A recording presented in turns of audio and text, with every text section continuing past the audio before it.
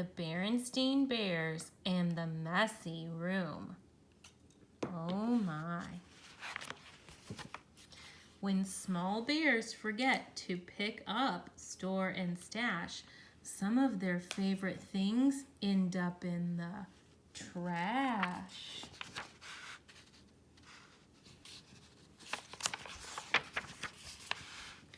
From the outside, the bear's tree house, which stood beside a sunny dirt road deep in bear country, looked very neat and well kept. The flower beds sparkled with red, yellow, and blue tulips.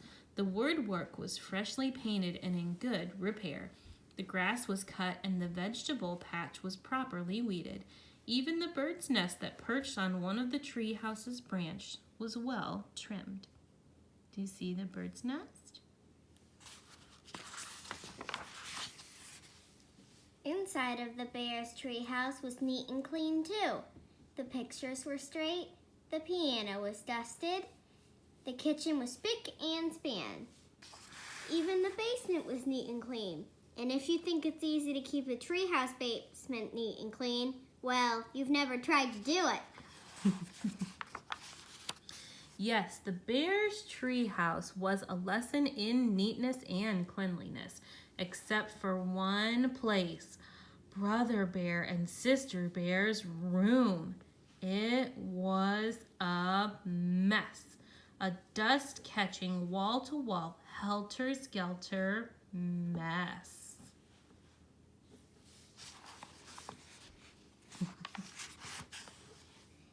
A half-done jigsaw puzzle gathered dust in one corner of the room. A group of brothers' dinosaur models collected cobwebs in another. Sister stuffed animals were everywhere. As for the cub's big storage closet, well, just be careful how you open it. Oh my goodness! It knocked Mama Bear down. Look at all those toys. It wasn't that brother and sister were naturally messy. They tried to keep their room straight. They made their beds most of the time. And they swept and picked up once in a while.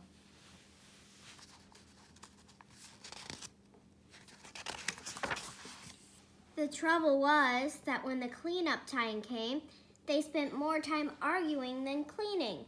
How am I supposed to sweep with your dumb dinosaur toys all over the floor? Argued Sister. They're not toys, they're models. And don't move them. I'm working on a setup of the Pleistocene Age, Brother protested.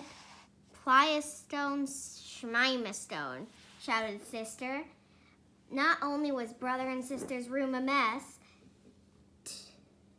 but Brother and Sister were getting to be a mess too, always arguing about cleanup chores instead of sharing the job and working as a team. How does Mama Bear feel? She's pretty upset. What usually happened was that while the cubs argued about whose turn it was to do what, Mama took the broom and did the sweeping herself. She often did the picking up, too. That was the worst part, the picking up and the putting away.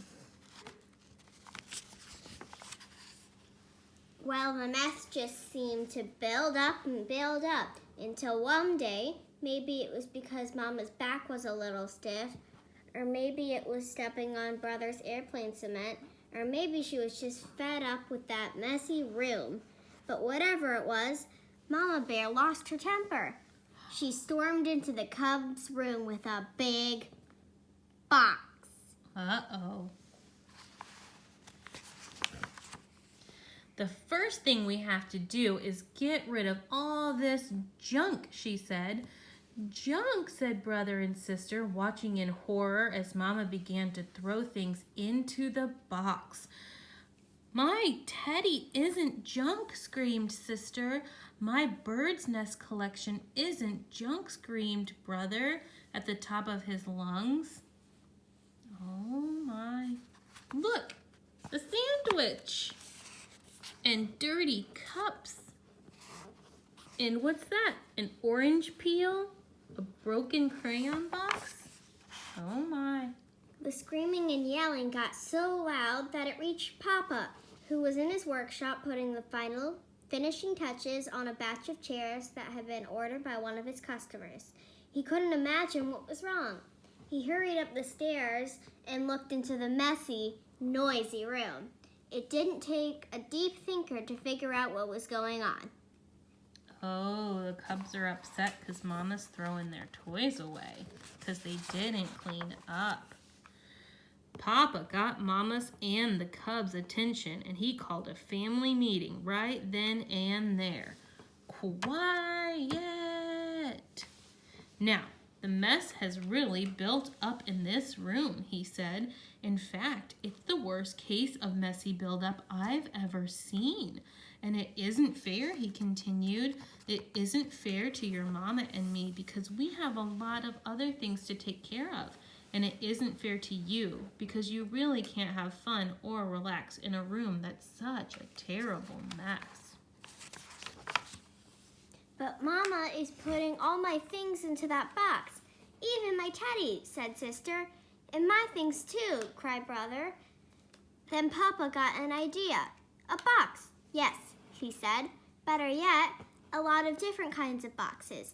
A big toy box for your large toys, and I can make one for you in my shop.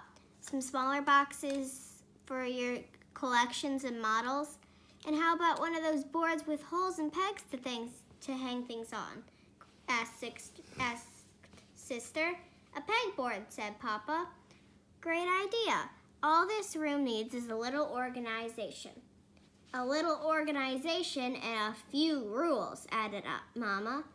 Rules about more sweeping and less arguing and not leaving things to gather dust and cobwebs.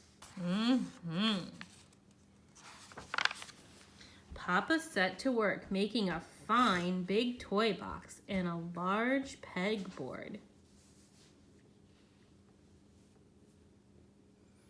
While the Cubs and Mama sorted out toys, books, games, and puzzles and put them into boxes that fit neatly into the closet. Every box was clearly labeled. Some of the Cubs' things did end up in Mama's big throwaway box.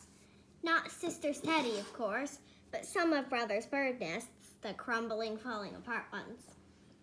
It was a very big job cleaning up all that messy buildup, but after a lot of straightening up and putting away, the job was finally finished.